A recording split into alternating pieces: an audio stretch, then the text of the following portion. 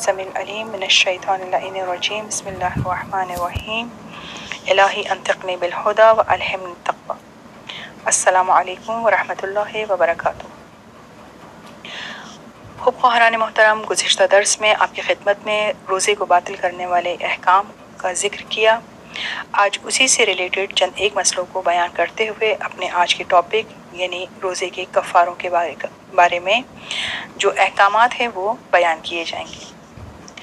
तो वो चंद मसले जो रोज़े को बातिल करने वाली चीज़ों के बारे में हैं वो कुछ यूँ हैं। सबसे पहला सवाल कि अगर रोज़ेदार जानबूझकर कोई ऐसा अमल अंजाम दे जो रोज़े को बातिल करता है तो उसके बारे में शरीयत क्या कहती है। यकीनन इसका जवाब यही है कि रोज़ा बातिल हो जाएगा। लेकिन अगर उसने जानबूझकर ऐसा कोई काम नहीं किया तो इसमें कोई इश्काल नहीं है, कोई हरज नहीं है। इसी तरह अगर रोज़ेदार भूल कर कोई ऐसा काम करे जिससे रोज़ा बातिल होता है तब भी उसका रोज़ा बातिल नहीं होगा। अमूमन ऐसा होता है कि हम भूल जाते हैं हम रोज़े की हालत में और हम पानी पी लेते हैं, खाना खा लेते हैं, जब तक हमें याद नहीं आए तो उस अमल की वजह से हमारा रोज़ा बातिल नहीं होता। लेकिन जब याद आ जाए और मैं समझूं कि मैंने तो अब खा लिया है लिहाजा मेरा रोज़ा तो बातिल हुआ और मैं और दोबारा कुछ खा लूँ या पी लूँ, तो ये दोबारा जब मैंने इस अमल को अंजाम दिया तो ये इस बात का सबब बना कि अब मेरा रोज़ा बातिल हुआ है, जबकि पहले वाले अमल से मेरा रोज़ा बातिल नहीं हुआ था। कभी कभार किसी रोज़ेदार के हलक में ज़बरदस्ती कोई चीज़ डाल दी जाती है तो इस सूरत में भी उसका रोज़ा बातिल नहीं होगा। या फिर किसी का सर ज़बरदस्ती पानी में डुबो दिया जाए और वो रोज़े की हालत में हो तब भी उसका रोज़ा बातिल नहीं होगा। लेकिन अगर कोई आपको मजबूर कर रहा है या धमकी दे रहा है कि तुम खाओ और अपना रोज़ा बातिल करो और अपने जान की खौफ की वजह से हम उस अमल को अंजाम दें तो यहाँ अगरचे हमने गुनाह नहीं किया लेकिन रोज़ा हमारा बातिल हो जाएगा। तो दोनों मसलों में एक खफीफ सा फ़र्क मौजूद है और वो फ़र्क ये है कि पहले मसले में वो शख्स ज़बरदस्ती हमारे हलक में कुछ डाल रहा था तो हमारा रोज़ा बातिल नहीं हुआ। दूसरे मसले में वो हमें धमकी दे रहा है और हम जान की खौफ की वजह से उस अमल को अंजाम दे रहे हैं तो इस कंडीशन में मेरा रोज़ा बातिल हो जाएगा। ऐसी जगह जाने के बारे में शरीयत क्या कहती है जहां मुझे यकीन हो कि अगर मैं गई तो ज़बरदस्ती मेरा रोज़ा बातिल करवा दिया जाएगा। हमें ऐसी जगह जाने से गुरेज करना चाहिए और अगर हम चले जाते हैं और मजबूर होकर हम कोई ऐसा अमल अंजाम देते हैं जो रोज़े को बातिल कर देता है तो इस सूरत में हमारा रोज़ा बातिल हो जाएगा। चंद एक मसले रोज़ेदार के लिए इसलिए बयान करना ज़रूरी समझती हूँ कि कुछ ऐसे उमूर हैं, कुछ ऐसे काम हैं जो अगर रोज़ेदार अंजाम दे तो उसकी वजह से उसका रोज़ा तो बातिल नहीं होता लेकिन रोज़े का सवाब कम हो जाता है यानी रोज़ा मकरूह हो जाता है। जिसमें पहली चीज़ है रोज़े की हालत में आँखों में दवा डालना। अगर आप अपने आँखों के लिए कोई दवा का इस्तेमाल कर रही हैं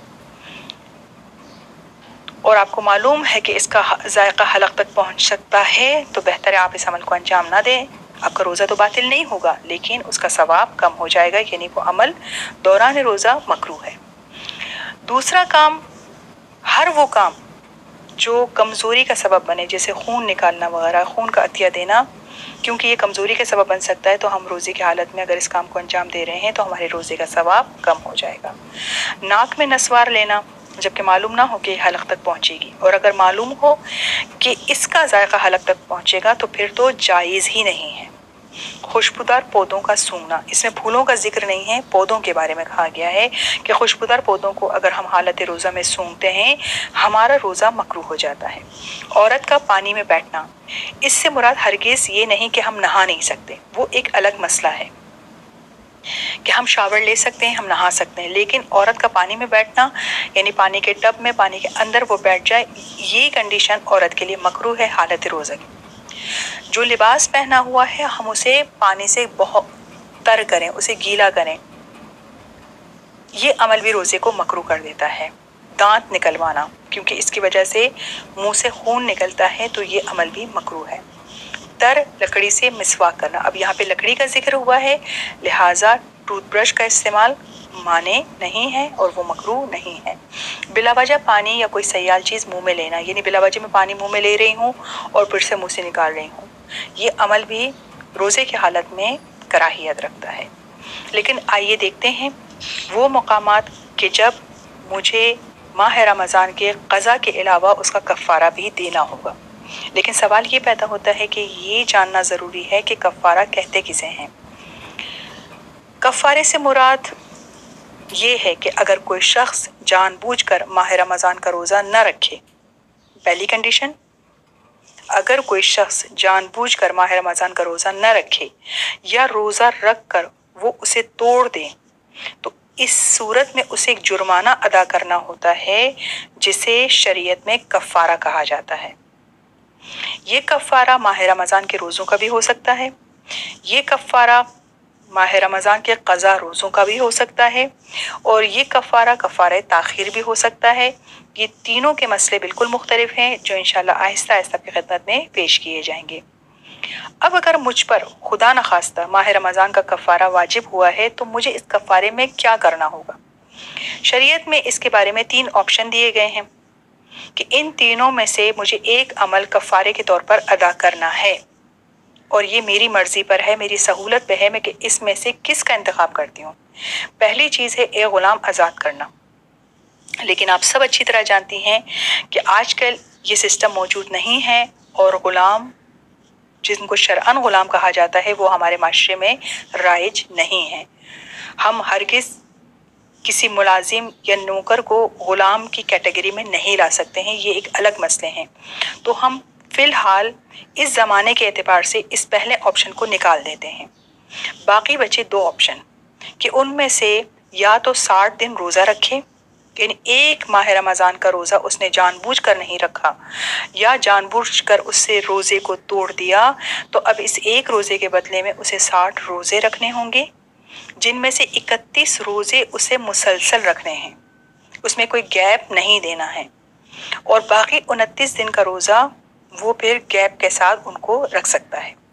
तीसरा ऑप्शन ये है कि वो 60 मोमिन फ़कीरों को खाना खिलाएं। यहाँ इस बात की तरफ आपकी तवज्जो मबजूल कराना चाहती हूँ कि यहाँ लफ्ज़ मोमिन का इस्तेमाल हुआ, लिहाजा सड़कों पर या गली मोहल्लों में मांगने वाले जो फ़कीर होते हैं हम उनको माह रमज़ान का कफ़ारा के तौर पर खाना नहीं खिला सकते। यहाँ मुराद मोमिन फ़कीर ही हैं, और अदद भी यहाँ पर 60 का इस्तेमाल हुआ, यानी 60 मोमिन फ़कीर जिनको हमें खाना खिलाना है। लेकिन अब अगर इनको खाना खिलाना है तो वो किस सूरत में है। यहाँ पर भी आपके पास 2 रास्ते हैं। पहला रास्ता ये है कि आप खाना तैयार करें, चाहे आप खाना पकवाएं और 60 फ़कीरों को पेट भर कर खिलाएं, और अगर ये नहीं कर सकती हैं तो 60 फ़कीरों को हर एक फ़कीर को 750 ग्राम यानी 750 ग्राम जो है वो तकरीबन बनते हैं 3 पाव आटा या चावल आप दे दें, तो ये भी एक रोज़े के बदले का कफ़ारा हो सकता है।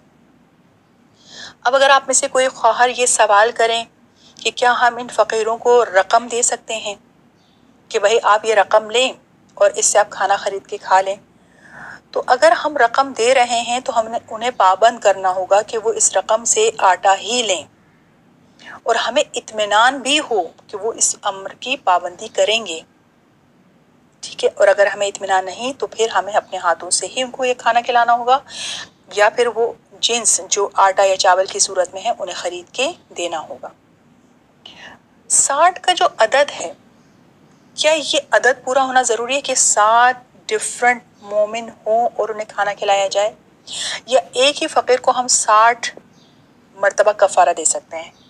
ये सवाल ऐसा है कि आप में से अक्सर के जहन में आ सकता है कि क्या 60 का अदद पूरा करना ज़रूरी है, या एक ही फ़कीर को हम 60 कफ़ारे दे दें तो हमारी ज़िम्मेदारी पूरी हो जाएगी। तो शरीयत ये कहती है कि जी नहीं, आप एक ही फ़कीर को 60 कफ़ारे नहीं दे सकते, आपको 60 का अदद पूरा करना होगा। अब ये कफ़ारा कब वाजिब होता है, दोबारा मैं इसकी तौज़ीह देना चाहती हूँ कि जब हमने जानबूझकर रोज़ा नहीं रखा या रख कर तोड़ दिया, ठीक है, और ये काम हमने जानबूझ के किया, अपने इख्तियार से किया, किसी ने हमें मजबूर नहीं किया, और कोई शरई उज़्र यानी कोई एक्सक्यूज़ भी नहीं था, कोई बीमारी वगैरह भी नहीं थी, तो इस सूरत में हमें रोज़े की क़ज़ा भी बजा लानी है और हमें कफ़ारा भी देना होगा।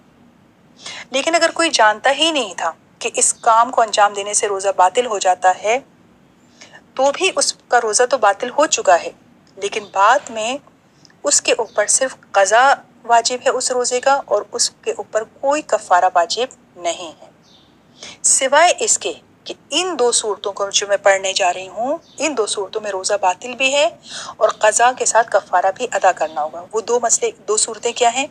पहली सूरत ये है कि उसने मसला समझने में कोताही की हो, और वो अमल जब वो अंजाम दे रहा था जिससे रोज़ा बातिल होता है, तो उसे थोड़ा बहुत अंदाज़ा था इस बात का कि शायद इससे मेरा रोज़ा बातिल हो जाए, तो इस मसले में उसे क़ज़ा भी बजा लानी है और कफ़ारा भी देना होगा। दूसरी सूरत जहाँ उसे क़ज़ा और कफ़ारा दोनों अदा करना है, वो ये है कि अल्लाह और मासूमीन की तरफ किसी झूठी बात को मंसूब करना, लेकिन उसे ये नहीं पता था कि इस तरह रोज़ा टूट जाता है। तो इस लिहाज से ये जो मसाइल मैंने आपकी खिदमत में अभी तक बयान किए हैं, माह रमज़ान के रोज़ों के जो कफ़ारे हैं उनके बारे में कुछ डिटेल्स थी। इंशाल्लाह अगली क्लास में इसी कफ़ारे से मुताल्लिक़ कुछ और मसाइल बयान किए जाएंगे, और उसके बाद आते हैं हम क़ज़ा रोज़ों के मसलों की तरफ। परवरदिगार आप सबकी तौफ़ीक़ात में इज़ाफ़ा फरमाए।